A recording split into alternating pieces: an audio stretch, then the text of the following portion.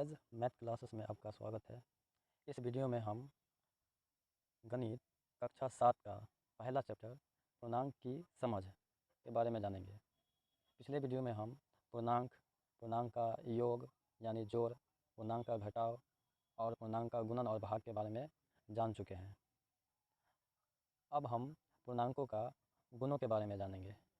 तो उनमें से पहला गुण है संवृत गुण या संवरक गुण, दूसरा क्रम विनिमय गुण और तीसरा सहचर्य गुण या सहचरी, चौथा वितरण गुण और पाँचवा गुणन के लिए तत्समक अवयव। तो इसे हम बारी बारी से जानते हैं। सबसे पहले हम संवृत गुण के बारे में जानेंगे। पहला गुण संवृत गुण या संवरक गुण। योग में अगर देखेंगे तो यहाँ लिखा हुआ है कि दो पूर्णांकों का योग पुनः एक पूर्णांक संख्या ही होता है। अगर इसे व्यापक रूप में देखेंगे तो यहाँ लिखा हुआ है कि व्यापक रूप में किन्हीं दो पूर्णांकों a तथा b के लिए a प्लस b एक पूर्णांक होता है। तो इसे एग्जाम्पल से समझते हैं। तो यहाँ लिखा हुआ है कि दो पूर्णांकों का योग, तो हम यहाँ दो पूर्णांक a और b ले लिए हैं और दो पूर्णांकों का योग यहाँ कर लिए हैं। तो यहाँ a प्लस b, तो ये दो पूर्णांक हो गया। अब ये दोनों का योग एक पूर्णांक संख्या ही होता है। तो चलिए हम a बराबर -3 ले लिए जो कि एक पूर्णांक है, ये ऋण पूर्णांक है, और b जो है हम 4 ले लिए हैं जो कि यह धन पूर्णांक है। अब ये दोनों का हम योग करेंगे क्योंकि हमें दो पूर्णांकों का योग करना है और पूर्णांक संख्या लाना है। ये समृद्ध गुण यही कहता है। तो a बराबर जो है यहाँ दिया हुआ है 3, तो यहाँ पर ये माइनस में 3 दिया हुआ है, तो यहाँ पर -3 ले लिए, जोड़ का निशान है तो जोड़ दे दिए। b मेरा 4 है जो कि यहाँ हम माने हैं, तो ये 4 हो गया। अब इसको सॉल्व करेंगे तो ये ब्रैकेट का जो है ये हट जाएगा, और माइनस है तो माइनस, 3 है तो 3 रह जाएगा। जोड़ का निशान है तो यहाँ जोड़ का निशान दे दिए, 4 है तो 4 दे दिए। अब हम जानते हैं कि माइनस और प्लस घटता है, तो हम इसे घटा देंगे। 3 में से 4 घटाएंगे तो ये नहीं घटेगा, तो यहाँ 4 में से 3 घटा देंगे, तो 4 में से 3 घटेगा तो +1 होगा जो कि ये एक पूर्णांक है। तो ये जो है योग का समृद्ध गुण हो गया पूर्णांक संख्या के लिए। अब हम व्यवकलन में समृद्ध गुण देखेंगे पूर्णांकों के लिए। तो व्यवकलन में यहाँ लिखा हुआ है कि दो पूर्णांक का अंतर पुनः एक पूर्णांक संख्या ही होता है। व्यापक रूप में अगर देखेंगे तो व्यापक रूप में किन्हीं दो पूर्णांकों a तथा b के लिए a माइनस b एक पूर्णांक संख्या होता है। इसे हम एग्जाम्पल से समझते हैं। यहाँ a और b एक पूर्णांक है, जो a बराबर हम 5 ले लिए हैं जो कि 5 पूर्णांक संख्या है, और b बराबर -7 लिए जो पूर्णांक संख्या है, लेकिन वह ऋण में है, मतलब कि माइनस में है। तो चलिए दो पूर्णांकों का अगर व्यवकलन करेंगे, क्योंकि यहाँ लिखा हुआ व्यवकलन में तो दो पूर्णांकों संख्याओं का अंतर एक पूर्णांक संख्या ही होता है। तो चलिए इसे हम मान रख कर देखते हैं। यहाँ जो है a बराबर 5 है और b बराबर -7 है, तो a और b की जगह पे 5 और -7 देंगे। तो a बराबर जो है 5 दिए जो कि यहाँ पर माने हैं, और माइनस का निशान है तो माइनस का निशान दे देंगे, और b जो है मेरा -7 है तो -7 देंगे और ब्रैकेट में घेर देंगे, क्योंकि ऋण पूर्णांकों को ब्रैकेट में लिखा जाता है। अब दो पूर्णांकों को यहाँ घटाएंगे तो हम पाते हैं कि 5 है तो यहाँ 5 हो गया, माइनस ये बीच में गुना है, ब्रैकेट गुना का काम करता है, तो माइनस गुने माइनस प्लस हो जाता है। तो अब हम 5 और 7 को जोड़ेंगे तो हमें 12 मिलेगा, और ये 12 एक पूर्णांक संख्या है।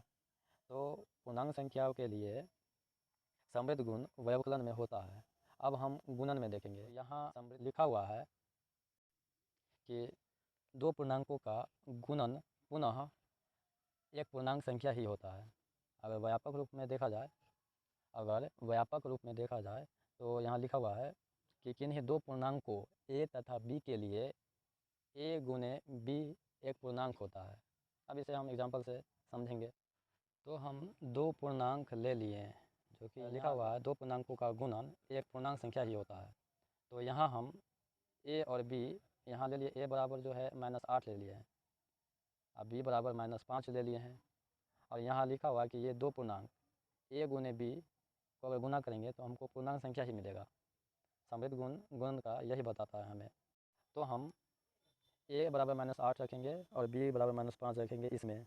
अब देखेंगे कि हमें ये पूर्णांक संख्या आता है कि नहीं। तो दो पूर्णांकों का गुणनफल एक पूर्णांक ही आएगा। यहाँ a बराबर -8 और गुना है तो गुना, और b बराबर -5 जो कि हम यहाँ माने हुए हैं।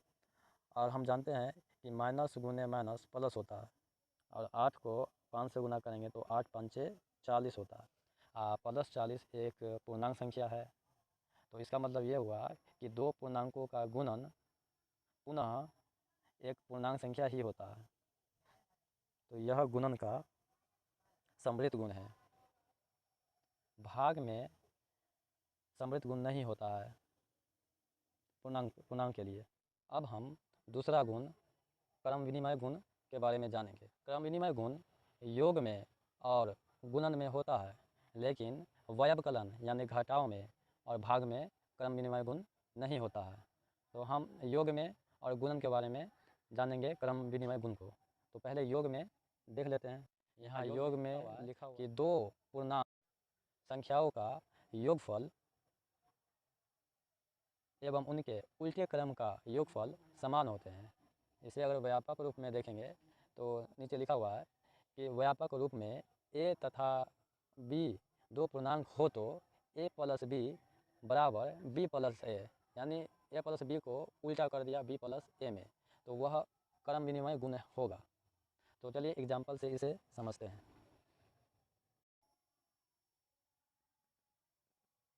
तो यहाँ लिखा हुआ है कि दो पूर्णांकों का योगफल, तो हम यहाँ दो पूर्णांकों का योगफल कर दिए, यहाँ बराबर का निशान दे दिए, और उसके बाद लिखा हुआ है उनके उल्टे क्रम का योगफल, मतलब a प्लस b को हम उल्टा लिख दिए, b को पहले a को बाद में, जैसा कि यहाँ है। तो यहाँ लिखा है उनके उल्टे क्रम का योगफल समान होता है, मतलब कि ये दोनों जो है a प्लस b बराबर b प्लस a, ये दोनों एक समान होता है। तो चलिए एग्जाम्पल से यहाँ देख लेते हैं। यहाँ हम दो पूर्णांक a, यहाँ हमें दो पूर्णांक, फिर से यहाँ हम a और b दो पूर्णांक ले लिए हैं, जो इस प्रकार है। a बराबर 5 ले लिए हैं, b बराबर -3 ले लिए हैं।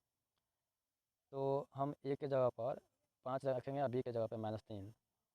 तो a बराबर हम 5 रख दिए, जोड़ है तो जोड़ है। आप b का मान जो है -3 है, ऋण पूर्णांक जो है ब्रैकेट के साथ लिखा जाता है, बराबर है तो बराबर। b मेरा जो है -3 है, ब्रैकेट है, और प्लस है तो यहाँ प्लस है। a बराबर जो हमें 5 है रखना है, तो a बराबर 5 रख लिए। अब हम क्या करेंगे कि 5 है तो यहाँ 5 हो गया, प्लस और माइनस, तो माइनस होता है, 3 है तो 3 है, बराबर है तो बराबर, -3 है तो यहाँ -3 ब्रैकेट हो जाएगा, प्लस है तो प्लस, 5 है तो 5। अब हम इसे घटाएंगे, 5 में से 3 घटाएंगे तो यहाँ 2 हो जाएगा, बराबर है तो बराबर। ये -3 प्लस 5 है, तो हम 5 में से 3 घटाएंगे तो ये भी +2 आ जाएगा। तो यहाँ देखें कि ये दोनों तरफ जो है बराबर आता है। तो इसका मतलब ये हुआ कि क्रम विनिमय गुण पूर्णांक के लिए योग में होता है। अब हम गुण के बारे में जानेंगे, क्योंकि व्यवकलन का क्रम विनिमय गुण नहीं होता है। अब हम पूर्णांक संख्या के लिए क्रम विनिमय गुण गुणन में देखेंगे। तो यहाँ लिखा हुआ है कि दो पूर्णांक संख्याओं का गुणन एवं उनके उल्टे क्रम का गुणन समान होते हैं। और इसे व्यापक रूप में देखेंगे तो व्यापक रूप में a तथा b दो पूर्णांक हो तो a गुने b बराबर b गुने a वह क्रम विनिमय गुण है। तो इसे एग्जाम्पल से समझते हैं। तो हम यहाँ दो पूर्णांक ले लिए हैं, a बराबर +5, b बराबर -5। ये क्रम विनिमय गुण है। यहाँ a गुने b, इसके उल्टा में हम बदल दिए तो b गुने a हो जाएगा। क्रम मतलब होता है लगातार, और विनिमय मतलब होता है बदलना। तो इसको जो है बदल दिए, a के जगह पे हम b रख दिए और b के जगह पर यहाँ a रख दिए। तो ये जो है, अब इसका मान रखेंगे, a बराबर +5 है, b बराबर -5 है। तो a के जगह पर +5 गुना है तो गुना, और b की जगह -5 है तो -5, और दोनों को ब्रैकेट लगा दिए। बराबर का निशान है तो बराबर का निशान, b जो है -5 है, ब्रैकेट लगा दिए हैं, क्योंकि पूर्णांक संख्या को जो है ऋण पूर्णांक को माइनस में लिखा जाता है। गुना है तो यहाँ गुना, a बराबर +5 है तो +5, ब्रैकेट लगा दिए। अब हम क्या करेंगे कि हम जानते हैं कि प्लस गुने माइनस होता है, तो पहले साइन का काम कर लेंगे, माइनस लिख देंगे। 25 हो गया, बराबर है तो बराबर, माइनस गुने प्लस ये माइनस ही होगा, और 5 को 5 से गुना करेंगे तो 25। यहाँ हम देखते हैं कि दोनों तरफ -25, इधर भी 25 और उधर भी 25 आया। तो इसका मतलब ये हुआ कि a गुने b को अगर उल्टा लिख देंगे, यानी b पहले a बाद में लिख देंगे, जैसा कि यहाँ लिखा है, तो ये पूर्णांक संख्या के लिए ये क्रम विनिमय गुण कहलाएगा। और क्रम विनिमय गुण भाग में नहीं होता है और न ही घटाव में। अब हम चौथा गुण वितरण गुण के बारे में जानेंगे। तो यहाँ लिखा हुआ है कि गुना पर योग का वितरण। तो यहाँ देखेंगे कि लिखा हुआ है कि दो या अधिक पूर्णांकों के योग में किसी अन्य पूर्णांकों से गुना किया जाए तो गुणनफल वही आता है जो गुणक का पूर्णांकों में अलग अलग गुना करने से प्राप्त होता है। इसे अगर व्यापक रूप में अगर देखेंगे तो यहाँ लिखा हुआ है कि x और y दो पूर्णांक है जिसका योगफल x प्लस y है। इसके योगफल में a पूर्णांकों से गुना करने पर प्राप्त गुणनफल वही आता है जो पूर्णांक a का x और y के साथ अलग अलग गुना कर जोड़ने पर आता है। जैसे कि नीचे यहाँ लिखा गया है, तो a into x plus y बराबर a x plus a y होता है। तो हम एग्जांपल लेते हैं। यहाँ हम दो पूर्णांक ले लिए हैं, हम दो से अधिक पूर्णांक भी यहाँ पर ले सकते हैं। तो हम दो पूर्णांकों का योग में किसी अन्य पूर्णांक a से गुना करने पर हमें जो गुणक हमें जो प्राप्त होता है, तो गुना किया जाए तो हमें गुणनफल वही प्राप्त होता है जो गुणक का, ये गुणक का हम पूर्णांकों में अलग अलग गुना करेंगे। मतलब कि a को x से गुना करेंगे और यही a को y से गुना करेंगे, और जोड़ का निशान है तो यहाँ जोड़ का निशान दे देंगे। तो इस तरीक़ा से अगर दे देंगे तो हमें ये दोनों बराबर होगा।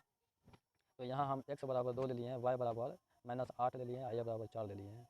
तो यहाँ a 4 दिया हुआ तो 4 रख लिया, ब्रैकेट लगा हुआ तो ब्रैकेट दे दिए। x का मान जो है 2 है तो यहाँ हम 2 ले लिए, जोड़ का निशान है तो जोड़ दे दिए। y का मान -8 है तो -8 रख दिया। माइनस नेगेटिव पूर्णांक को ब्रैकेट में लिखा जाता है, उसके ब्रैकेट लिखकर एक और ब्रैकेट दे दिए। बराबर है तो यहाँ बराबर a 4 है तो 4 दे दिए। x जो है मेरा 2 है तो 2 दे दिए। दोनों के बीच में गुना है तो गुना का निशान दे देंगे, और जोड़ है तो जोड़। a मेरा -8 है,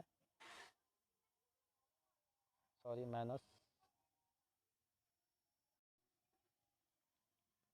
यहाँ a 4 है तो 4 दे दिए। x मेरा -8 है, सॉरी फिर से यहाँ a है तो a 4 दे दिए।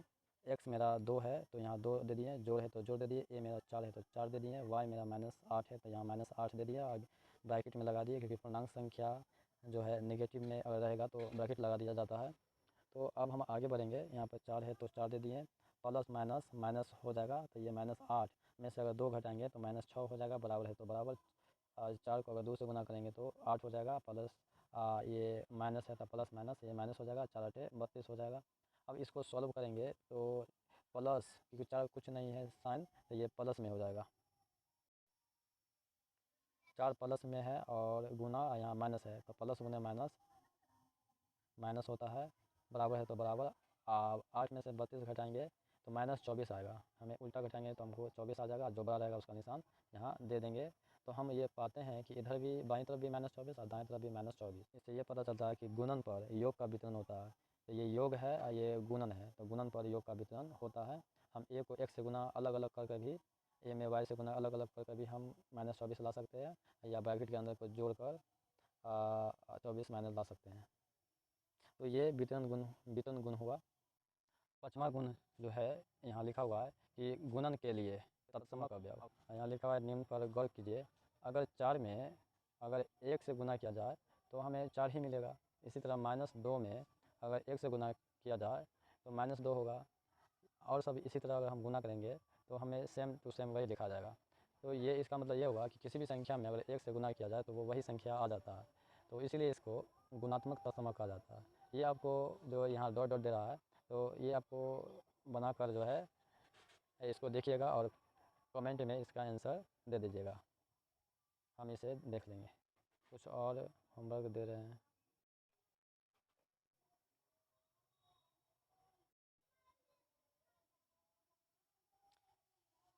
इसे भी समझिएगा।